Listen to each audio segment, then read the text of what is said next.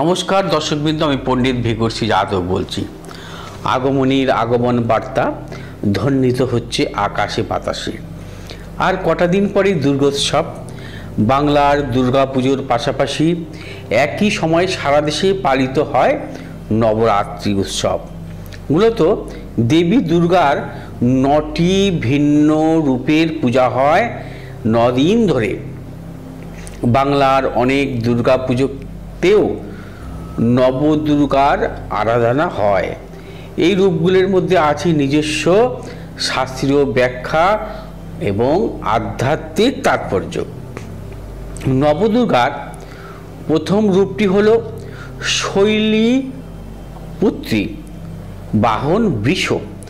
এনার দক্ষিণ হস্তে ত্রিশূল আর বাম হস্তে কমল আছে, তাই দেবীর অপর নাম শূলধারিণী। দেবী পার্বতী রূপে জন্ম নেন ও শিবকে বিবাহ করেন। শৈলরাজ হিমালয়ের কন্যা হবার জন্য দেবীর আর এক নাম হয় শৈলপুত্র।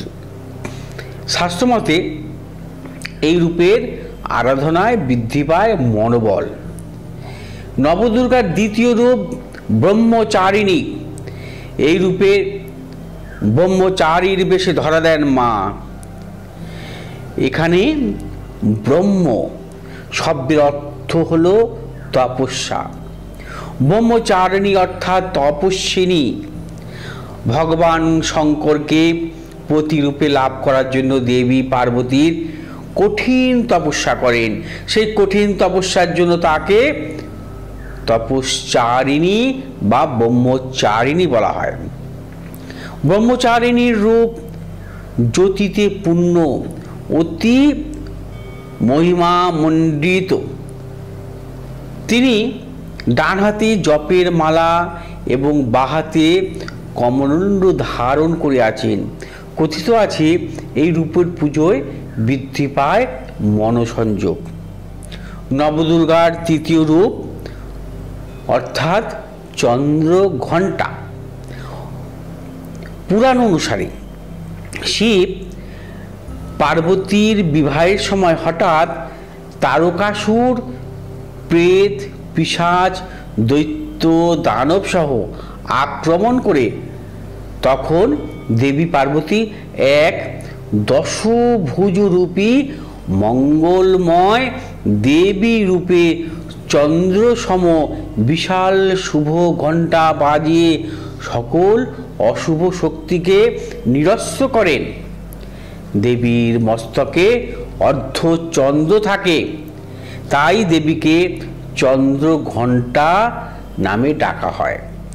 দেবীর শরীরের রং স্বর্ণের মতো উজ্জ্বল। এই দেবী দশভুজা।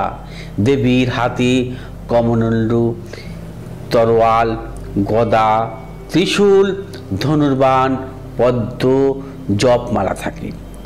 দেবীর বাহন সিংহ। এই দেবীর আরাধনা সাংসারিক শান্তি এনে দেয় জীবনে।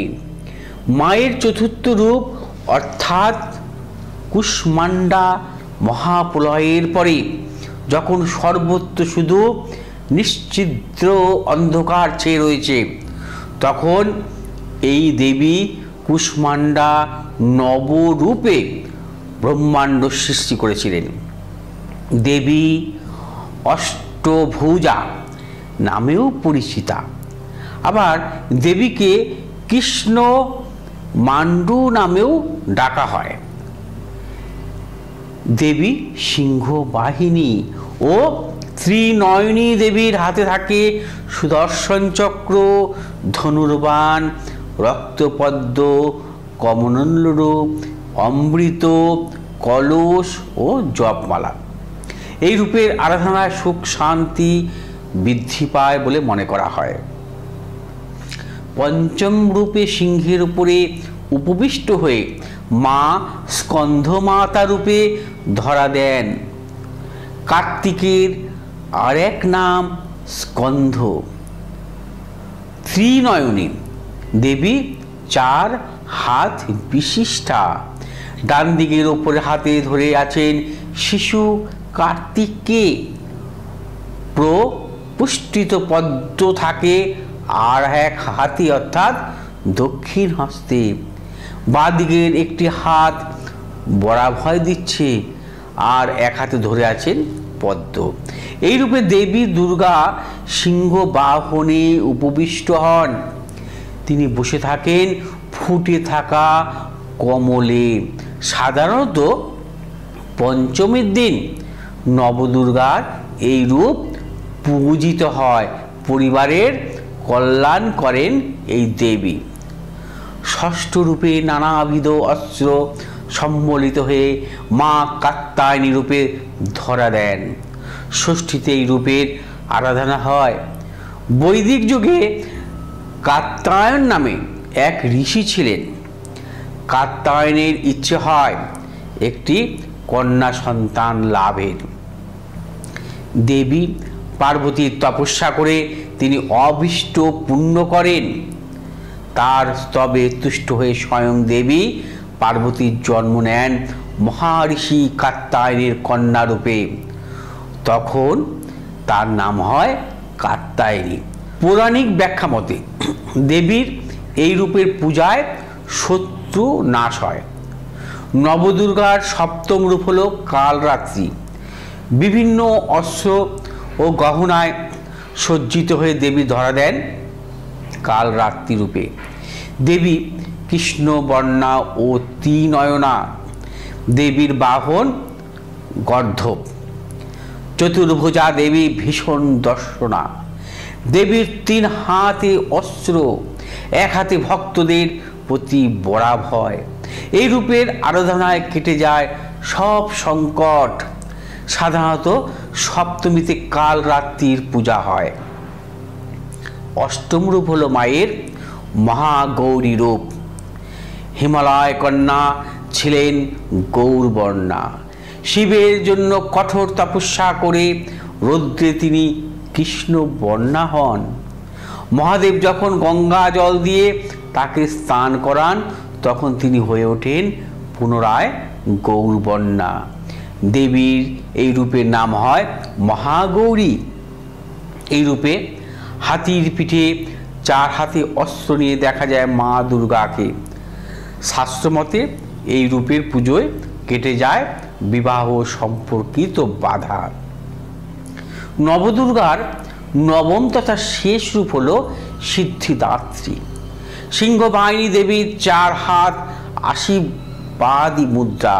তিনি সিদ্ধি দান করেন। দেবী ভগবত পুরাণে আছে স্বয়ং মহাদেব দেবী পার্বতীকে সিদ্ধিদাত্রী রূপে পুজো করেছিলেন এবং তার ফলে মহাদেব সকল সিদ্ধি লাভ করেন। দেবীর উপাসনায় সংসারে আসে সুখ এবং সমৃদ্ধি এবং সকল সিদ্ধি লাভ হয়। আসছেন দেবী সহমহিমায় বিরাজ করবেন তিনি মর্তলোকে। তার আরাধনায় দূর হোক সব বিপদ, কেটে যাক সব সংকট, জগতের মঙ্গল হোক। জয় মা দুর্গা, জয় মা দুর্গা, জয় মা দুর্গা। দর্শকবৃন্দ, আপনারা ভালো থাকুন, সুস্থ থাকুন।